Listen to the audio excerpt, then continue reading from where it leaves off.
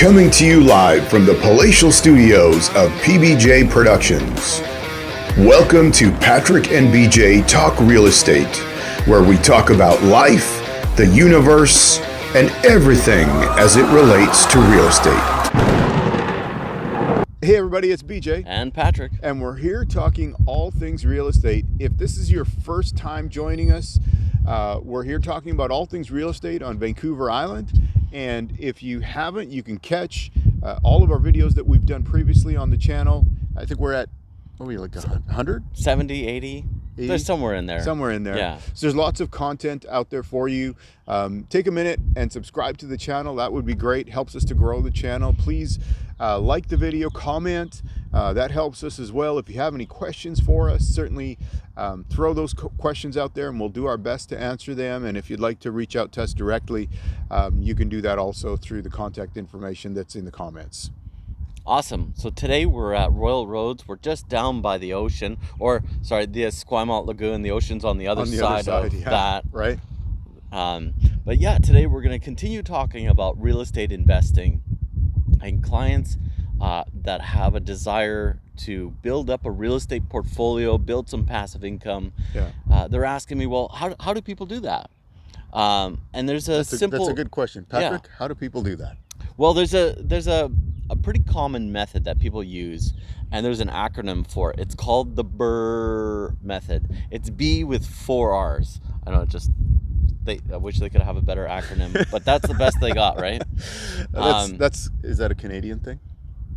It could be, right? could be Canadian, right? Because when you get to the border, from the U.S. to the Canadian border, there's a big ice wall, and you have to park your car and get on dogs. Get on the snowmobile or the dog sled. Snowmobile, dog sleds. Yeah. Okay. But yes, all right. The BRRRR Method. Okay. So there's 1B, 4 R's. Buying the right property, or buy a property. You're going to renovate that property. You're going to now that you have a newly renovated property, you re-rent it out at a market price, and then you refinance.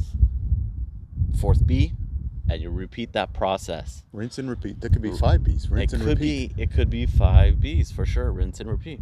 But then I'm going to start sounding like I'm selling like Amway products, right? Nothing against Amway. Nothing against Amway. Yeah. Just, that's what it sounds like to me, or at least it reminds me of that.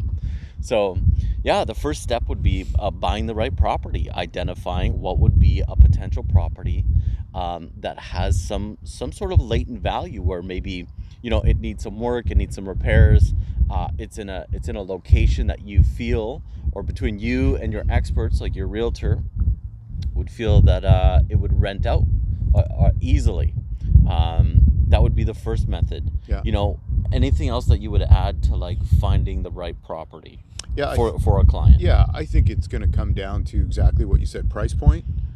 And now we're talking about being able to renovate it, so there's got to be some room in price point and what it needs done, and then the location. Because if we're talking about a rental property, even in Victoria, where rental rates are so low, vacancy rates are so low.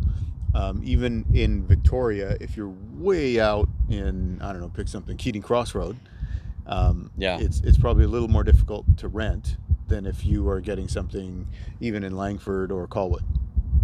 Yeah, there's going to be a little bit more driving involved. It maybe some of these places are more rural like that. Yeah. And maybe not on a bus route, or not as easy, maybe not as often. Yeah. So yeah, there's definitely pros and cons to every location that you have to think about. Yeah. And I think I should add this too. I think it's important to understand that now, when you're doing this, you have to look at this as a business owner, as an entrepreneur, that you're buying this property, so it needs to have certain things in terms of location, in terms of price point, in terms of what you're going to put into it.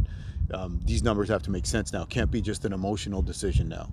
Oh, right. Like you fall in love with it for whatever reason, right? Whatever turns you on for that. Yeah. And you have to look at like, will this get me the same amount or similar rent, despite maybe having some other issue? Right. But it makes up somewhere else, like the location, let's say, right? Yeah. Absolutely. I was going to add, most of the time when people start off buying a rental property, they want to be within a driving distance that's comfortable for them, so they can be a little bit hands-on, and that has a lot to do with inexperience. Having to see it, touch it, maybe do some of the repairs yourself, dealing with tenants yourself, and as you grow and you build your portfolio, you'll come to understand letting go some of those responsibilities, and then your radius that you're comfortable with buying properties expands. Yeah, and because otherwise you're going to become your own bottleneck, right? Because you're only going to be able to do so much if you have to do everything. That's right. And the idea of getting rental properties is to free up your time to build passive income to enjoy life. Right. And if you're too hands-on, all you did was buy yourself a part-time job. Yeah. That's the truth, right? Yeah, and, you bet. And I'm going to say that when it comes to if you want to be the guy renovating a house, that's cool, but you got a full-time job already, maybe a family, maybe a spouse, and then you're going to take time away from all of that to do, weekends and evenings doing renovations. So I'm sure there's a balance in there somewhere, but I'll bring it up right away just to just to hit the problems head on, right? Yeah, and if you know that going in, and you're like, no, I'm good on my first one, I'm going to be hands-on on it, and I'm going to work myself out of that, that's fine. I think it's just like what Patrick is saying, is knowing where you're going, why you're doing it, and making sure anybody else that's involved with you, if that's your family, if that's your children, all those things, that they are part of the decision making, and therefore because they're part of the process. Yeah. Whether you realize it or not, right? So yeah, that's all I want to say about that part. So renovations, now you've got the property, you've got all your plans, you measured the place out, you budgeted everything. Things are not always going to go to plan. Supply chain issues, all of this. So, having a good idea, or even bringing along somebody who already has experience doing this. Yeah. That would be my best advice. Is if you've never done this before, partner with somebody who's done it, and learn from them, so you're not going to repeat the mistakes they did when they started. Does that mean a little bit less profit? Yeah, you're gonna have to share that, right? But that's the cost of learning, I think. And it's a valuable, it's a way better way to learn than the school of hard knocks. Yeah. Right? Because, we've probably been too smart for our own good over the years, where we've been like, no, I'll figure it out, or I'll do it myself. And, you find out that the school of hard knocks can be a pretty unforgiving teacher and a pretty hard taskmaster. So there's our advice with a token of wisdom. How about that, right? Yeah, right. Where we've made some of those mistakes, and that's not how I would venture forward on anything anymore. Yeah. I would always partner with somebody who's already been there. 100%. Yeah. Yeah, right. Success leaves clues. So work with somebody who already knows what some of those clues are. I love that saying. So we're at renovate. Now we're done the renovation. Are we done the renovation? Are we? Or were we just at buying? So we renovate next. I think we just bought the property. Yeah. So renovating the property. Yeah. Yeah. Plan that out. Get a mentor. Yeah. And maybe a partner. And trades, right? Figure all those things out. Figure out your time frame for the renovation. Even if it runs long, that's fine. But you need to have realistic parameters of what you're operating in and what your time frame is going to look like, because ultimately you need to get bodies in this unit, right? So you can start collecting rent. That's right. So you need to figure that into your equation. You need to figure all this back to when you do the purchase. Yeah. Right? How that process is going to go. Here's one thing in terms of the just wisdom for rentals. Remember, you're not renovating this to live in it. So it doesn't need to have maybe the same finishings as you would be doing if you were living there. It's not to say you don't make it nice, but there's a different level of quality and cost that goes into renovating a rental property versus renovating something that you're going to live in. There's definitely, when you're looking at rental rates and deciding what to charge, what to be competitive so you can rent it in a timely manner, but the upgrade in appearance is not limited to the interior. The more you make the exterior look better, this also reflects on the rest of the neighborhood. And I don't know, this has happened to me before, where it's like, oh, every spring it stops raining, and you have the first dry weekend, and the grass has been growing, and your neighbor starts cutting the lawn. All of a sudden, I'm motivated to cut my lawn this weekend too, because like right. the neighbor's done it. Be like, oh, I can't be the only one that hasn't cut their grass right. yet. So and the same thing. Like, I've got new houses built beside my house now, right? So it's like, oh, well, it's all new and shiny and everything. Well, I was motivated to paint my house now, right? So it will influence your neighbors on how they upkeep the property. So, sure. And obviously, if you're in a condo, none of this applies, because you're typically not taking care of the exterior of the building. Right, but if we were looking at an apartment building, I think the exterior of the apartment building is your first impression before going in and taking a look at units, right? Yeah. So that's why I mentioned that. Yeah. So, okay, so we've renovated. We've renovated, talked a little bit about renting. Is there anything you want to add? Anything else to renting? I think especially with rentals, you need to make sure you've got somebody working with you who knows the process, who knows procedures, or you need to become very familiar with what the government regulations are provincially for rentals, for the rights of the renter, how you draw up leases. All of these things are important, and these are things that you want to make sure you get right up front. Right? Oh yeah, you do not want to be taken to any kind of court or tenancy resolution stuff. No way. Just try to get it done perfect the first time. Right. And I don't say that to scare anybody, but that's where, the saying is an ounce of prevention is worth a pound of cure. So find out all the particulars that you need to know in order to set up a rental that's going to be, and you want it ultimately to be beneficial for both you and for your tenant. You want it to be a win-win, a positive situation for everybody. So please make sure, if you're doing that you take the time to identify what are the laws, what are the requirements, how does this contract need to be worded, so on and so on. And make sure you get professional advice where you need it. And again, we talked about partnering with somebody who this isn't their first rodeo. This would be a great place to have somebody that you can throw some ideas off of and just get some, having your own group that can, and your own group that they're prepared to tell you, no, that's really not a good idea. Yeah. Right. Yeah. An honest group, like, this could be a mentor. This could be a group of other real estate investors. Sure. As long as they're open and willing to share their experience, and I think that's a valuable group to be in, where no one's threatened by the other person. Egos are left at the door or not at all, right? That would be a great atmosphere. Yeah, for sure. And obviously, in that process, you'll determine what are the locations to advertise, what's the best way to advertise your rental property, and so on and so on and so on. So, perfect. Okay, so we have it rented. Now what? Refinance. Right. So what have you done? You bought a piece of property at whatever price it is. Hopefully, you got a reasonable deal. I'll add one more point to that. Even if you have a negative cash flow outcome, there might be a longer term potential latent value of the property that it might be worth holding on to. So a rental property, depending on your goals on the property, or your risk tolerance, thank you, to investing in a property. So just put that in a little box, put it on the side that I said that. We renovated, we increased the value, we forced appreciation onto the property.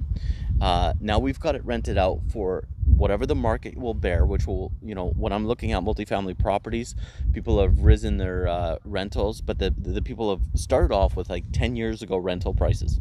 Yeah.